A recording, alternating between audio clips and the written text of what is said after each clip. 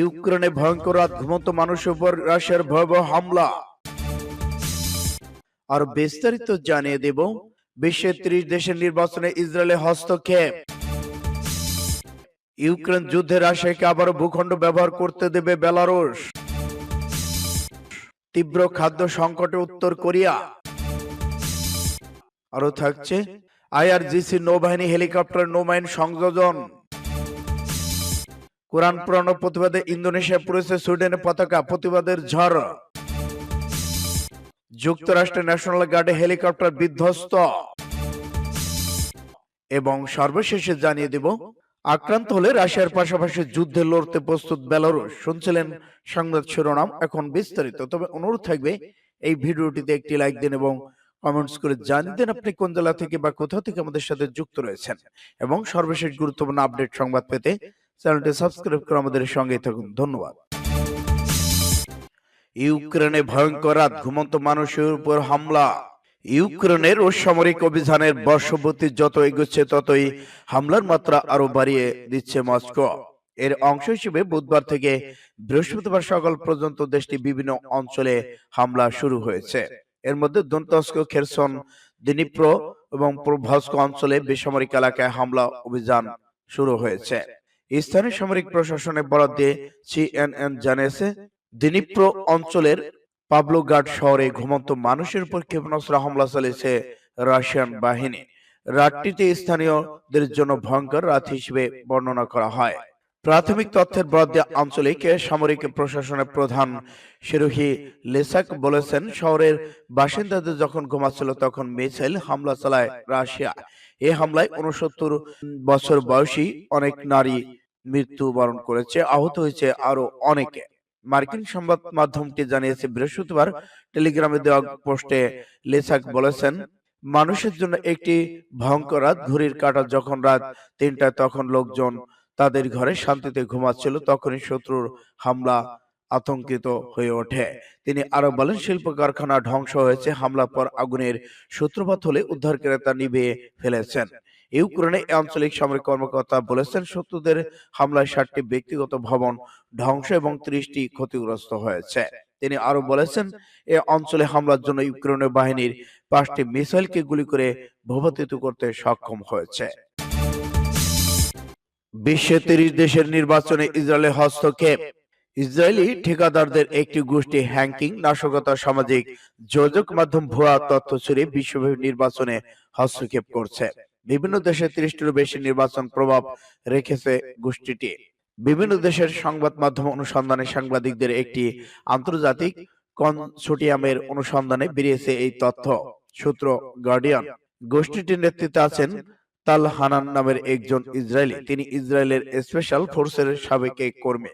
হংহে ছদ্মনামে তিনি কাজ চালিয়ে যাচ্ছেন। তার দল পরিচালিত হচ্ছে টিম গোপনে ধারণ করে কিছু ফুটেজ ও নথিপত্র। টিম হনহের কার্যক্রম ফাঁস হয়েছে।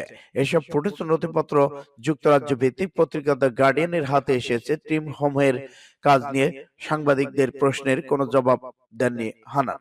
তিনি বলেছেন, আমি ভুল কিছু করিনি। টিম হংহে নির্বাচন হস্তক্ষেপ করতে কিভাবে কোনো চিহ্ন না রেখে ভুয়া তথ্যকে হাতিয়ার করেছে, গোপন নির্বাচন প্রভাব বিস্তারের জন্য বিভিন্ন পক্ষের হয়ে কাজ করছে, তা অনুসন্ধানে বেরিয়েছে। এটি কর্পোরেট ক্লায়েন্টের জন্য কাজ করছে এই গোষ্ঠী। হংহে টিমের হোতা হানান অনুসন্ধানী সাংবাদিকদের বলেছেন, বিভিন্ন দেশের গোয়েন্দা সংস্থা, রাজনৈতিক প্রচার এবং যেসব বেসরকারি কোম্পানির জনমত নিজেদের পক্ষে নিতে চায় তাদের হয়ে তারা কাজ করেছেন।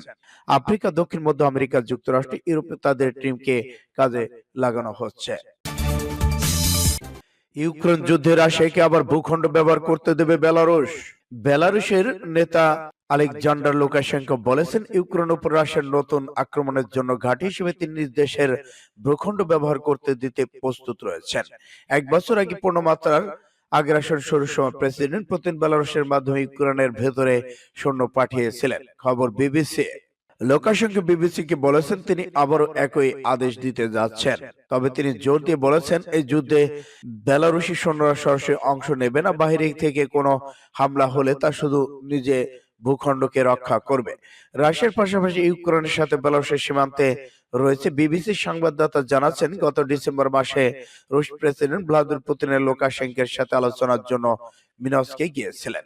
লুকাশেঙ্কো একজন কর্তৃত্ববাদী নেতা। 1994 সালে তিনি বেলারুশে ক্ষমতায় রয়েছেন, কিন্তু 2020 সালে যে ভোটের মাধ্যমে তিনি পুনর্নির্বাচিত হন সেটি এতটাই ত্রুটিপূর্ণ ছিল যে ইউরোপীয় ইউনিয়ন তার ফলাফলকে স্বীকৃত দেয়নি। বিবিসি রাশিয়া বিভাগের সম্পাদক স্টিভ রোজেনবার্গ লিখেছেন, ডিসেম্বরের বৈঠকে প্রেসিডেন্ট পুতিন ইঙ্গিত দিয়েছেন যে কিছু বেলারুশি সামরিক বিমানকে সম্ভাব্য পরমাণু ক্ষেপণাস্ত্র বহনের জন্য সুযোগ করে সাজানো হয়েছে। রাশিয়া বিমানের ক্রুজ প্রশিক্ষণে সাহায্য করেছে। এর বিনিময়ে প্রেসিডেন্ট লুকাশেঙ্কো বেলারুশকে একটি S-400 বিমান প্রতিরক্ষা ব্যবস্থা এবং ইস্কান্দার ব্যালিস্টিক ক্ষেপণাস্ত্র ব্যবস্থা দেওয়ার জন্য পুতিনকে ধন্যবাদ জানিয়েছে। এবার তীব্র খাদ্য সংকটে উত্তর কোরিয়া। উত্তর কোরিয়ার খাদ্য সংকট পরিস্থিতি আরো নাজুক হয়েছে বলে বিশ্বাস দক্ষিণ কোরিয়ার। 2 দশকের বেশি সময়ের মধ্যে প্রথমবার উত্তর কোরিয়া সেনা সদস্যদের রেশন কমানো হয়েছে বলে খবর প্রকাশ করেছে দক্ষিণ কোরিয়ার একটি পত্রিকা। উত্তর কোরিয়ার রাষ্ট্রীয় সংবাদ মাধ্যম এ মাসে একটি খবর ছাপা হয়, যেখানে কৃষি বিষয়ে দেশটি ক্ষমতাসীন দলে একটি জরুরি বৈঠকে বসার পরিকল্পনার কথা জানানো হয়। ওই খবরের ভিত্তিতে দক্ষিণ কোরিয়ার একত্রীকরণ মন্ত্রণালয় থেকে বলা হয়, উত্তর কোরিয়া কার্যত তাদের গুরুতর খাদ্য সংকট কথা স্বীকার করে নিয়েছে। দেখে মনে হচ্ছে তাদের খাদ্য পরিস্থিতি আরো নাজুক হয়েছে। মন্ত্রণালয় থেকে আর বলা হয়, তারা এ বিষয়ে বিস্তারিত কোনো তথ্য নিশ্চিত করতে পারেনি, তবে তারা অন্য সংস্থা পরিস্থিতির উপর নজর রেখেছে। বন্যার মতো নানা প্রাকৃতিক দুর্যোগের কারণে উত্তর কোরিয়ার গত কয়েক দশক ধরেই খাদ্য সংকট চলছে। দেশটি 90 দশকে দুর্ভিক্ষ দেখা দিয়েছে। প্রাকৃতিক দুর্যোগের পাশাপাশি বিশ্ব থেকে প্রায় বিচ্ছিন্ন দেশটির উপর আন্তর্জাতিক নিষেধাজ্ঞা রয়েছে, যা উত্তর কোরিয়ার অর্থনীতিতে ভেঙে পড়েছে।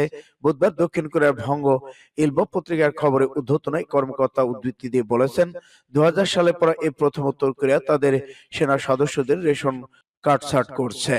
সূত্র পাঁচ টুডে। আইআরজিসি নৌবাহিনী হেলিকপ্টার নৌবাহিনী সংযোজন। ইরানের ইসলাম বিপ্লবী গার্ড বাহিনী আইআরজিসি নৌবাহিনী নিজের হেলিকপ্টারকে নিজস্ব প্রযুক্তি তৈরি মাইনে সজ্জিত করেছে। ইরানের সশস্ত্র বাহিনী অত্যাধুনিক অস্ত্রশস্ত্র সজ্জিত করার অংশ হিসেবে এ পদক্ষেপ নিয়েছে আইআরজিসি নৌবাহিনী। ইরানের জাতীয় সম্প্রচার সংস্থা আইআরজিসিতে সম্প্রচারিত একটি প্রামাণ্যচিত্রে দেখা গেছে, আইআরজিসি নৌবাহিনী হেলিকপ্টারগুলি এখন মাইন পাতানোর অভিযান পরিচালনা করতে সক্ষম এবং শত্রু সাবমেরিন ধ্বংস করতে সাগরে স্বয়ংক্রিয় বিস্ফোরণ যন্ত্র নিক্ষেপ করতে পারবে। প্রামাণ্যচিত্রে দেখা গেছে, সোভিয়েত নির্মিত একটি MI-17 হেলিকপ্টার থেকে ইরানের দক্ষিণ অঞ্চল বঙ্গোপসাগরের উপকূলে দেশে তৈরি মাহাম 2 মাইন অবমুক্ত করা হচ্ছে। ইরানের তৈরি এই নৌবাহিনীতে 350 কেজি ওজনের বিস্ফোরক রয়েছে। এর বসানো আছে সৈনিক এবং ম্যাগনেসিয়াম সেশন। এর আগে আইআরজিসি নৌ কমান্ডার হেলিকপ্টারগুলো নিজস্ব প্রযুক্তিতে তৈরি করতে বিভিন্ন ধরনের ক্ষেপণাস্ত্র সজ্জিত করা হয়। সেখানে ক্ষেপণাস্ত্রের মধ্যে রয়েছে 120 কিলোমিটার দূরে লক্ষ্যবস্তু আঘাত হানতে সক্ষম ক্রুজ ক্ষেপণাস্ত্র নূর, 200 কিলোমিটার দূরে লক্ষ্যবস্তুতে আঘাত হানতে সক্ষম কাদের ক্ষেপণাস্ত্র এবং S-557 ক্যালিবার রকেট লঞ্চার। সূত্র পাঁচ টুডে। কুরআন পোড়ানোর প্রতিবাদে ইন্দোনেশিয়ায় পড়ছে সুইডেনের পতাকা। সুইডেনের পবিত্র কোরআন শরীফ পোড়ানোর প্রতিবাদে বিক্ষোভ হয়েছে ইন্দোনেশিয়ায়। দেশটির রাজধানী জাকার্তায় এই বিক্ষোভ পোড়ানো হয় সুইডেনের পতাকা। খবর বিবিসির। রাজধানী জাকার্তায় সুইডিশ দূতাবাসের সামনে জড়ো হয়ে হাজারো বিক্ষোভকারীরা স্লোগানে পবিত্র ধর্মগ্রন্থের অবমাননার প্রতিবাদ জানান তারা। সুইডেনের সকল পণ্য বয়কটের দাবি জানানো হয় সরকারের প্রতি, সেই সাথে দ্রুত শাস্তির দাবি জানানো হয় ঘটনার সাথে জড়িতদের। গেল সপ্তাহে সুইডেন তুর্কি দূতাবাসের সামনে কোরআন পোড়ানোর পলুডান নামে এক ড্যানিশ কঠোর ডানপন্থী নেতা। এই নিয়ে উত্তেজনা চলছে তুরস্ক সুইডেনের সম্পর্কে। কারণ ন্যাটোতে যোগদানের জন্য সুইডেন তুরস্কের অনুমোদন প্রয়োজন, যা এখন হুমকির মুখে। তুরস্কের প্রেসিডেন্ট এর মধ্যে ঘোষণা দিয়েছেন তার সরকার ফিনল্যান্ডের বিড অনুমোদন করতে পারে, কিন্তু সুইডেনের নয়।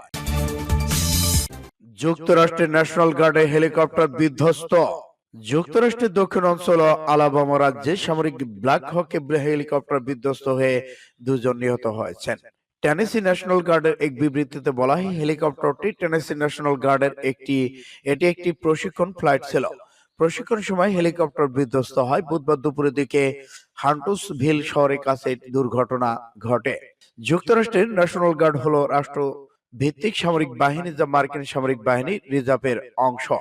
এই বাহিনীকে জরুরি ফেডারেল মিশনের জন্য সক্রিয় করা হয়ে থাকে।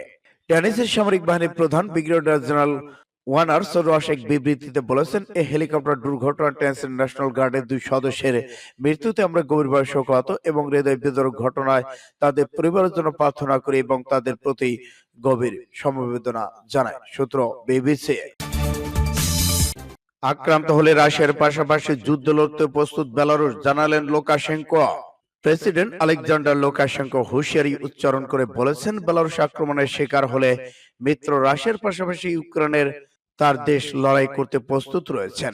লুকাশেঙ্কো বলেন, আমি শুধু একটি মাত্র বেলারুশের ভূখণ্ড থেকে রাশিয়ানদের সাথে লড়াই করতে প্রস্তুত। যদি একজন সৈনিক আমায় লোকদের হত্যা করতে বেলারুশের ভূখণ্ডে আসে, তখন রাষ্ট্রচালিত বার্তা সংস্থা বেল্টা লুকাশেঙ্কো সংবাদ সম্মেলনে উদ্ধৃত করে এ খবর দিয়েছে। বেলারুশের এই প্রেসিডেন্ট বলেন, যদি তারা বেলারুশের বিরুদ্ধে আগ্রাসন চালায় তবে প্রতিক্রিয়া হবে সবচেয়ে ভয়াবহ এবং যুদ্ধ সম্পূর্ণ ভিন্ন প্রকৃতিতে রূপ নেবে। রাশিয়ার সামরিক বাহিনী গত বছরের ফেব্রুয়ারিতে ইউক্রেনের আক্রমণের জন্য বেলারুশের অঞ্চলকে লঞ্চপ্যাড হিসেবে ব্যবহার করে, অর্থাৎ ইউক্রেন আক্রমণ করতে রাশিয়া বেলারুশের ভূখণ্ড ব্যবহার করছে। পশ্চিমা দেশগুলো এর জন্য বেলারুশের উপর নিষেধাজ্ঞা দিয়েছে। সূত্র পাস টুডে।